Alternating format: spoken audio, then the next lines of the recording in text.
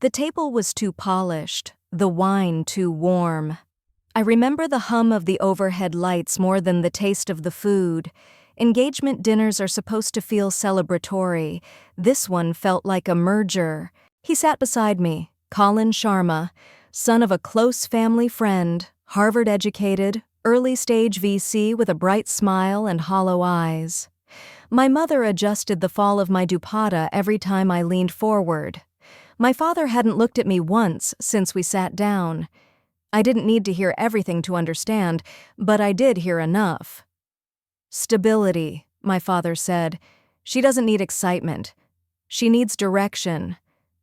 Colin nodded. He looked pleased. Not in love, just pleased. I kept my expression still. I didn't blink. Didn't turn my head when they shifted to talk percentages. His initial investment in a wellness tech app, our family's support, what we might expect in return. It was subtle, but not hidden. I reached for my water. His hand touched mine. "You okay?" he asked, smiling like it was rehearsed.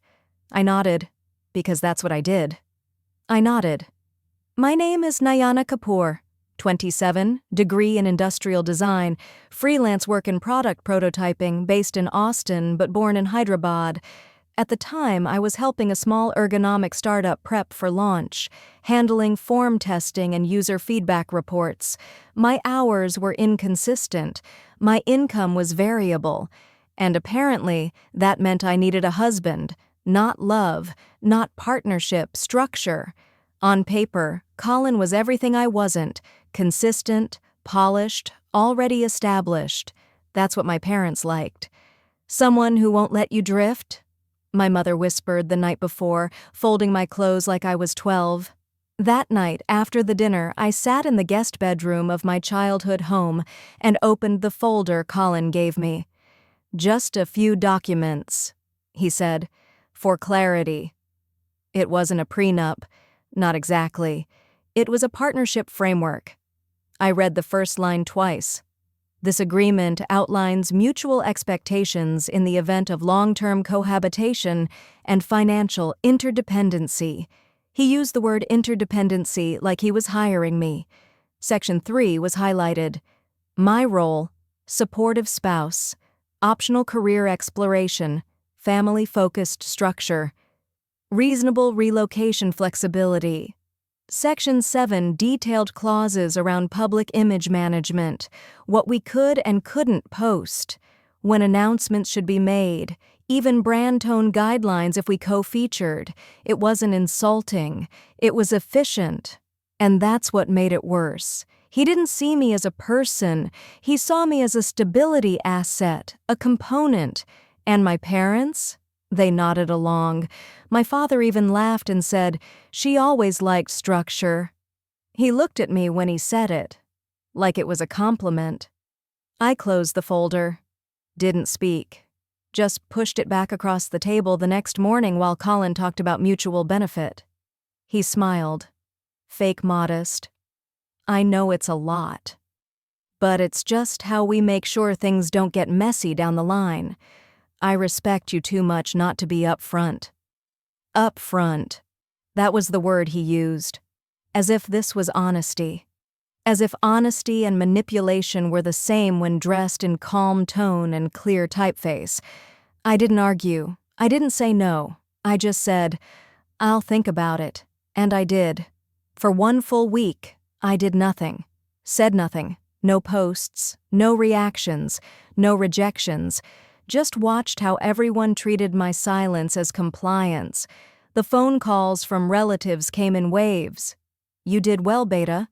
"Smart match." "You'll be comfortable." No one asked how I felt. They just assumed I was grateful, practical. They used that word a lot, practical. I let them, until I received a package, no note, just a stack of printed wedding venue portfolios, Colin's handwriting on the cover page, "Options. Let's get started." That was the moment I knew. This wasn't a partnership. It was a purchase. And I was the asset. Something about that broke. Not loudly, not emotionally, just structurally. Something cracked under the weight of how casually they assumed I'd cooperate. That night, I cleared my browser history, set up a new email under a different name, reserved a domain I'd been thinking about for months. Something clean, sharp, anonymous. Then I stared at myself in the mirror and made a silent promise. I wouldn't fight them. I'd surpass them, quietly, entirely, and they would never see it coming. The first check came 3 days after I said yes. No engagement ceremony, no ring exchange. Just an email from my father's assistant confirming a transfer to help prepare for the transition. Transition, not engagement, not marriage, just a shift from one controlled environment to another. The amount wasn't small, $50,000, labeled as a dowry on the internal family ledger, but in the email it was phrased more politely, Advance Marital Support, Phase 1. It was broken into 3 tranches. The next 2, I was told, would be delivered as milestones were met. I didn't ask what the milestones were. I already knew. One would be the formal engagement party, which they were planning without my input. The second would be the wedding contract signature, a literal deliverable. Colin emailed me a week later. Not a message, a calendar invite, subject line, joint statement draft review. Description, review talking points before family announcement on social media.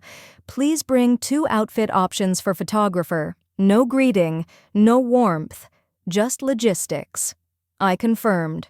Then I blocked out another hour afterward and labeled it back-end entity structuring, because I had already opened the business account, not under Nayana Kapoor, not even in Austin. I incorporated it out of Nevada under a shell named Ardent Form. I listed the founder as N.K. Arden, a name that meant nothing to anyone. Not yet. I didn't plan to use the dowry directly, but I let it sit there untouched, like bait. I had no intention of using their money, only of tracking it. That's the thing about people like my parents. They use money to define control, but never to audit it. They assume funds mean ownership. But I was already building something they couldn't trace, couldn't understand. Every gift they offered came with an invisible clause. My mother called one afternoon and said, "We've hired someone to help you with your wardrobe, someone tasteful. You'll feel more confident." As if I didn't already know how to clothe myself, as if confidence was bought in beige silk and filtered lenses. I let her think she was helping. I said, "Thank you." I agreed to the fitting. Then I forwarded the vendor's name to my friend Alicia, who had once been a legal assistant and now freelanced in contract review for influencers. She redlined the entire service agreement in under an hour. I kept the edits, just in case. Colin's mother sent me a planner, binder, tabs labeled venue, registry, guest list, branding. She texted, "We thought this would help. You've always been so organized."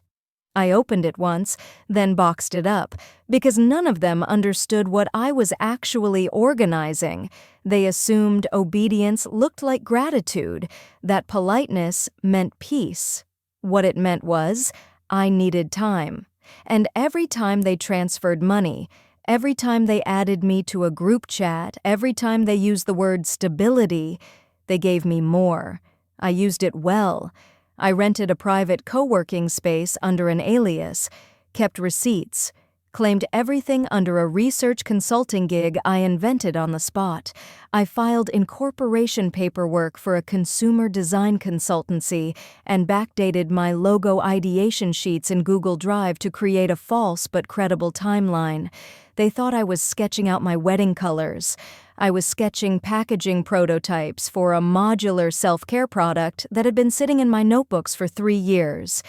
They thought I was browsing floral arrangements.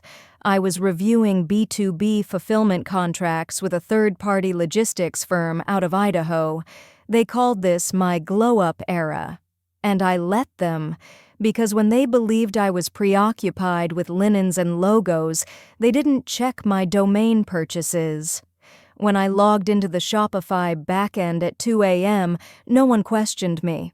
When I flew to San Diego for a bridal spa retreat, I actually met with a manufacturing lead who'd scaled 3 private label lines and owed me a favor from my contract testing days. They assumed I was playing house. I was setting up the foundation of a scalable product line optimized for silent ownership. The second tranche hit my account after our engagement photos went live.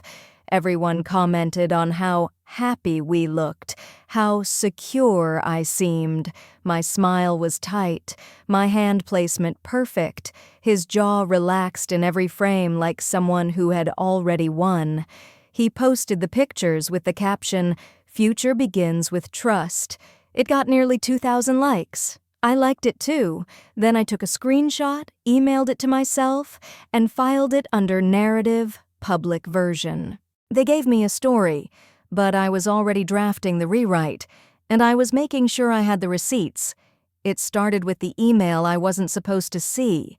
Not from Colin, from his father. A forwarded string, partially redacted but not well. Subject line, advising her against distractions. The body was short, detached. Encourage her to scale back side projects post-marriage. She'll benefit more from focused stability than scattered effort.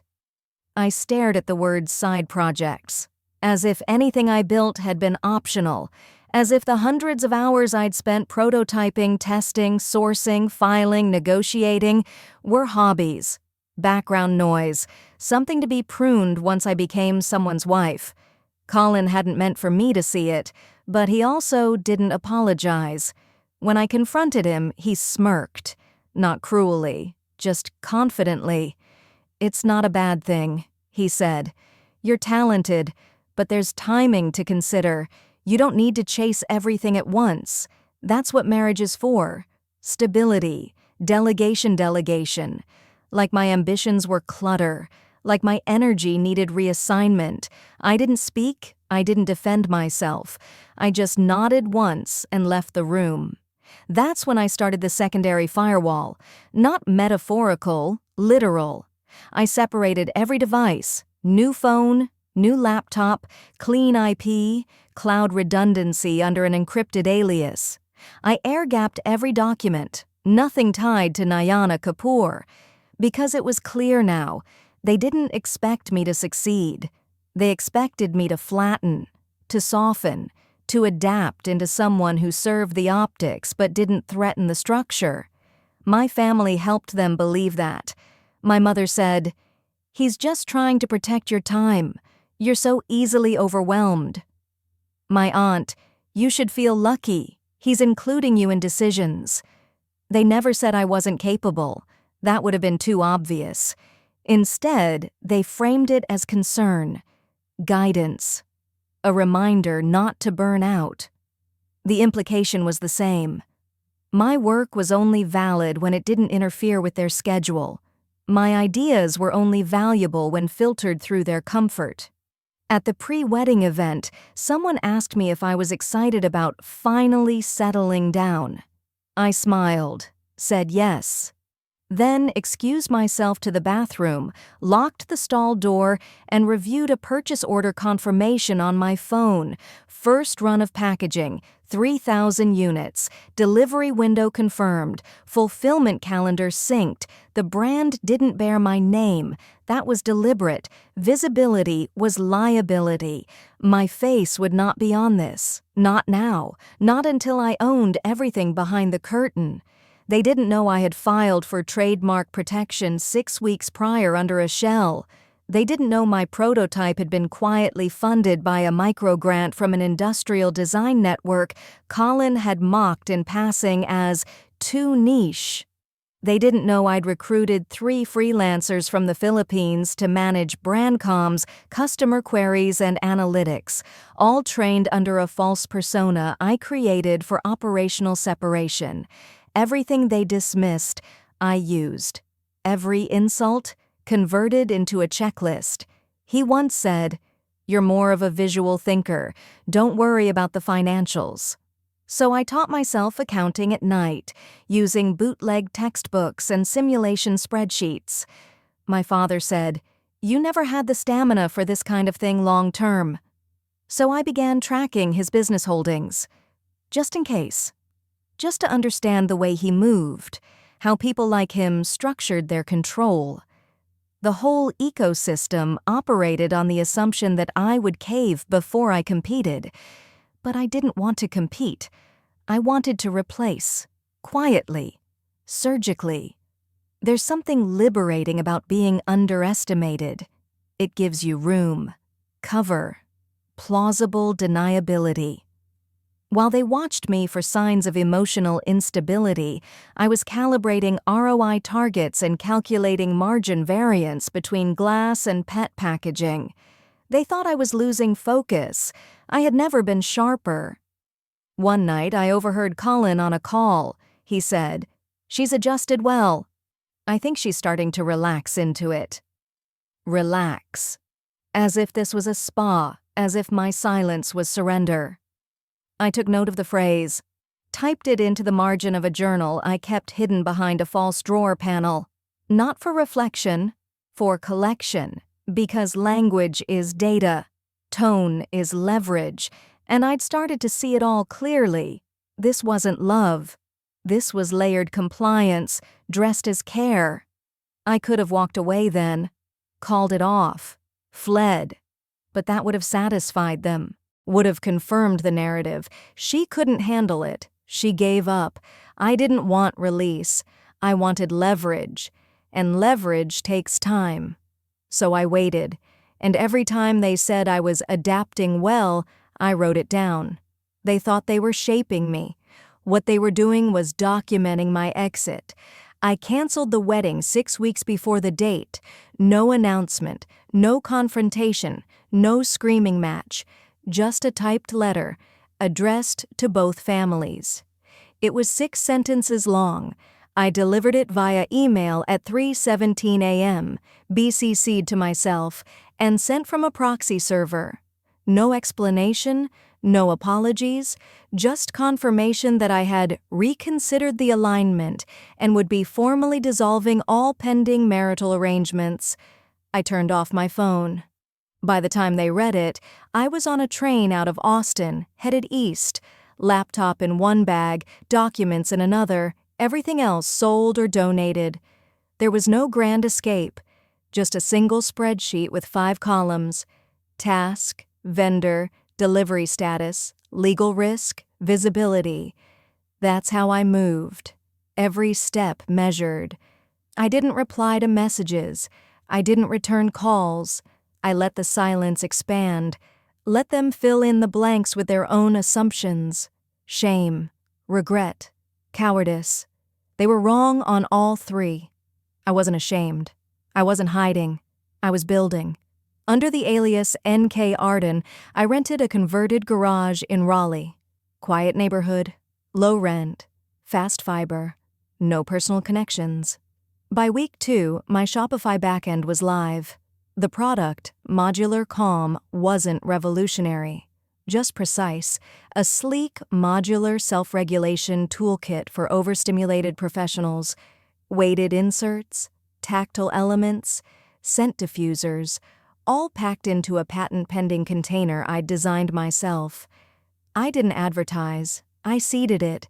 I shipped 50 free units to occupational therapists, neurodivergent creators, and high-efficiency desk influencers, sent under a fake name with a handwritten thank you card from the product team. By week 3, 2 videos had gone viral. By week 4, orders outpaced inventory. I hired my first contractor. Not long after, I incorporated a fulfillment node through a warehousing co-op in Illinois. I paid extra for NDAs, extra for anonymity, extra for compartmentalization, because exposure was still risk. If anyone traced the ownership back to me, the narrative would become personal again, emotional. They'd say I was acting out, overcorrecting, seeking revenge. I wasn't. I was seeking control. The product wasn't the point. The point was sovereignty. Every sale, every tracking number, every satisfied review was evidence that I didn't need Colin's structure or my father's legacy or my mother's staged advice. I needed space, and I had carved it myself. 2 months in, I applied for a second trademark, a sister brand, something quieter, more clinical, aimed at B2B contracts for institutional licensing. 3 months in, a university lab requested a bulk order for an employee wellness pilot. I fulfilled it within 4 days. 6 months in, I hired a firm, nominally based in Delaware, to serve as my front-facing intermediary. They created a founder persona for PR purposes, a former industrial designer with a focus on workplace ergonomics. Mid-30s, grew up in the Midwest, anonymous, relatable, fictional. I paid for AI-generated headshots and set up a LinkedIn account. No one questioned it, because no one was looking. My family still thought I was somewhere in California. One of my aunts told a friend that I was doing creative consulting now, that I was still finding my way. I let her. Every piece of misinformation was a shield. Colin's final message came 7 weeks after the letter. He didn't accuse, didn't insult. He just said, "I hope you find peace in whatever you're doing. You deserve stability. We both do." I archived it, not because it hurt, but because it didn't. Because when someone tries to define your life like a balance sheet, they can't handle it when you walk off the grid. That was the first time I realized I wasn't angry anymore. I was just clean, unentangled, not free. Freedom is chaotic. This was structure, of my own making.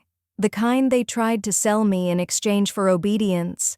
I had built it without them, and they would never know. Not because I was afraid of being seen, but because being unseen was finally a choice I made. Not a condition I accepted. It was supposed to be a routine pitch. Held in a private showroom, minimalist layout, matte concrete floors. The kind of place designed to impress without effort, quiet enough to hear the click of a pen. The air smelled like new plastic and stale espresso. I arrived 10 minutes early. No assistant, no entourage, just a clipboard and a neutral smile. Colin entered 12 minutes late. He wore confidence like a tailored suit.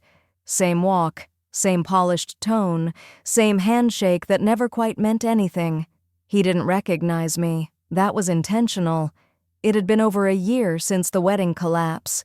My legal name remained unchanged, but no one used it. Every traceable line from Nayana Kapoor had been scrubbed from the corporate structure.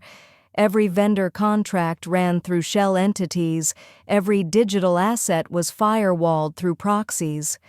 To him, I was just a mid-level acquisitions advisor for a growing portfolio he hadn't fully researched. He made a joke about the weather. I nodded.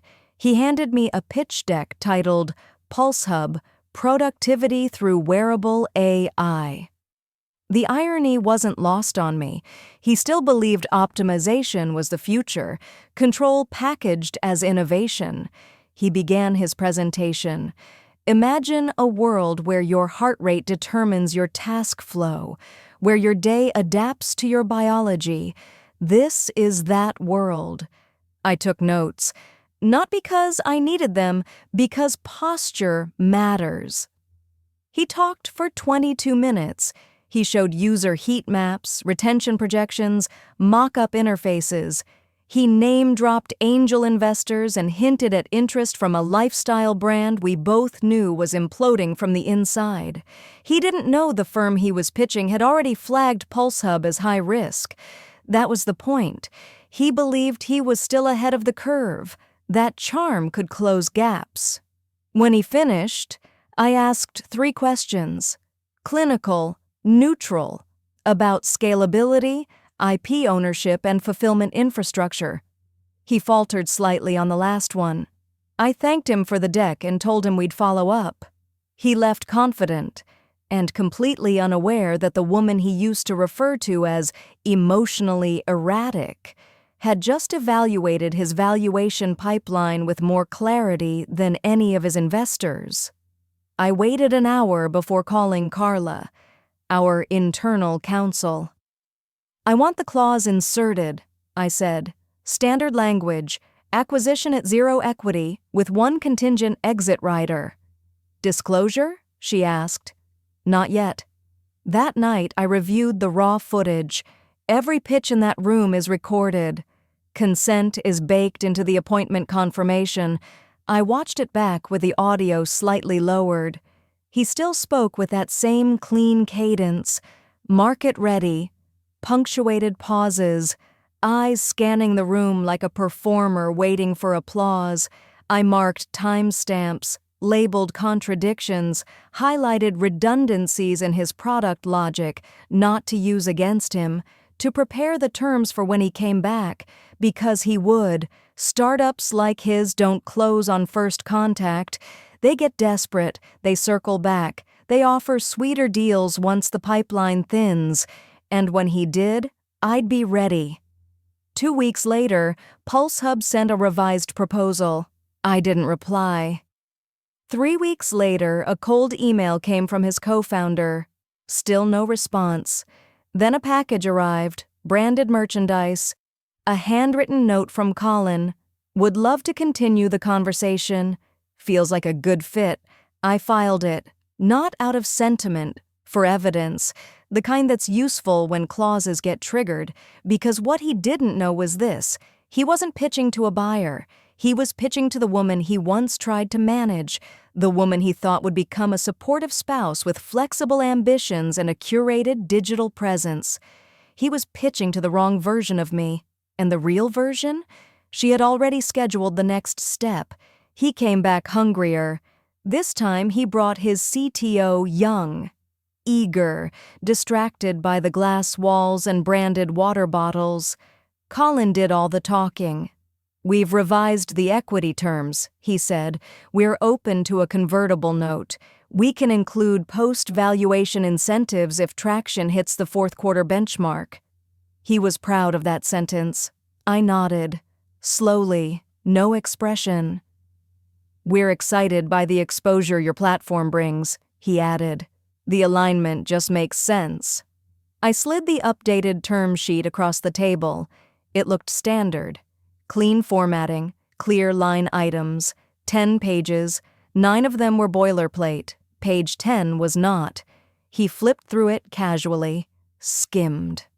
"This looks good," he said. He didn't read page 10. That's the page Carla and I had designed 6 months ago. The clause was buried beneath a rider, wrapped in legal neutrality, perfectly plausible in a high-volume acquisition pipeline. It read, "Founder equity will be held in abeyance pending a post-integration behavioral audit. If internal metrics reflect a conflict with stated company values, the buyer reserves the right to restructure leadership under discretionary terms without recourse." In other words, if I found you arrogant, obstructive, or misaligned, you're out, and I don't owe you anything. He signed it on the spot. Didn't ask questions, didn't request review, just smiled and said, "We're looking forward to building something together." He shook my hand again, still didn't recognize me. I watched him walk out of the room, his stride confident, that same infuriating ease, the kind of man who never imagined the rules applied to him because they never had. 2 days later, we closed. Rizzo Capital, my umbrella, formally acquired PulseHub. The press release was bland by design, terms undisclosed, founder statements vague and optimistic. He posted about it. "We did it. Big things ahead." 3 weeks later, I called Carla. "Begin the audit." She didn't ask why. The results were predictable. Misreported metrics, inflated customer data, back-channel partnerships that weren't documented, a pattern of verbal manipulation during team meetings, enough to trigger the clause.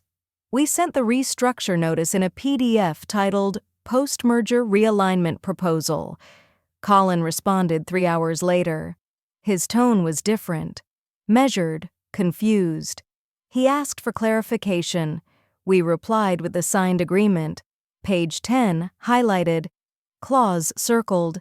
He called Carla directly. "I didn't see this clause," he said. "That's unfortunate," she replied, "but it's binding." "I want to speak to the decision-maker," she said. "You already have." There was a pause, then a slow exhale, and then, quietly, "Is this about Nyana?" It was the first time he said my name in over a year. Carla didn't respond. He hung up. I wasn't angry. I wasn't triumphant. I was precise. This wasn't about revenge. It was about documentation, execution, control. He tried to reach out again. 2 emails, 1 voicemail, a LinkedIn message from a fake account I flagged within minutes. I didn't respond, because he wasn't relevant anymore. I'd already moved forward with a new product line. PulseHub's tech would be stripped, rebranded, and absorbed under my core offering. His codebase was passable, his design interface outdated, his brand presence unsalvageable, but the data architecture, that had value. So we kept it. His name was removed from the About page, silently, without statement. By the end of Q2, we'd tripled engagement. None of the new users knew his name. They didn't need to. He was never the product, just a placeholder.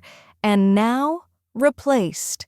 It was a mid-tier trade article that finally made them notice. Headline: Quiet Giant, How Riso Capital is Rewiring Productivity Tech from the Inside Out.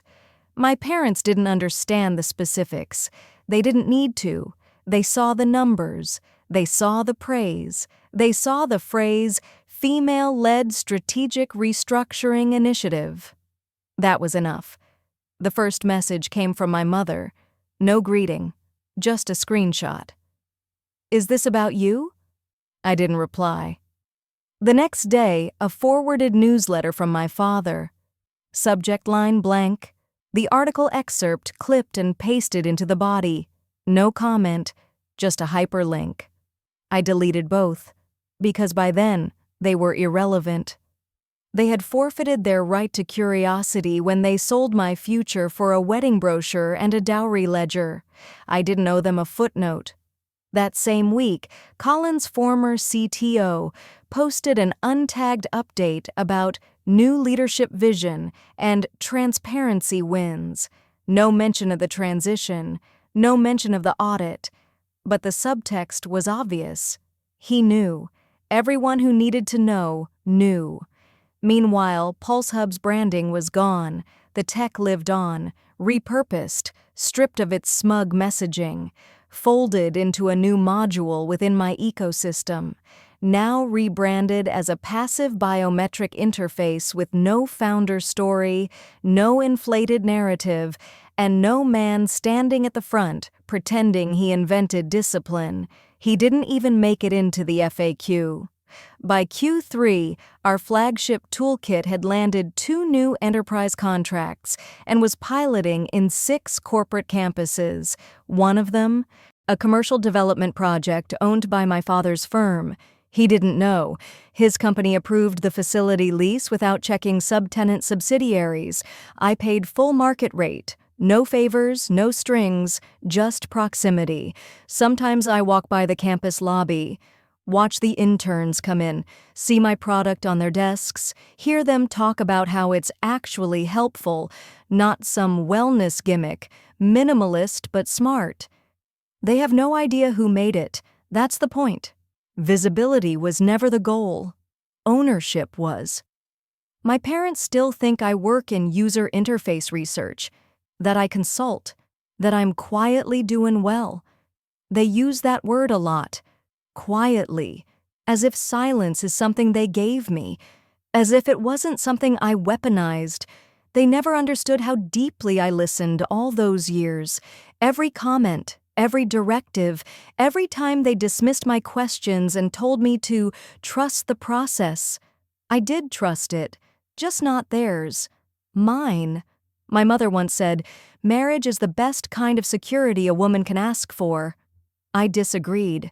Security isn't being chosen, it's choosing yourself and building something no one else can take credit for. My father told me, legacy is about continuity, about who comes next. He was right. He just didn't realize I was next. He still signs checks for a building that houses the legacy he tried to arrange through an engagement. The marriage failed. The investment didn't. Not for me. For them, the story ended when I said no to the wedding. For me, it began there. Because I didn't walk away broken. I walked away blueprint in hand. They called me a gold digger, and now I own what they thought I was digging for, not for revenge, not for recognition, for control.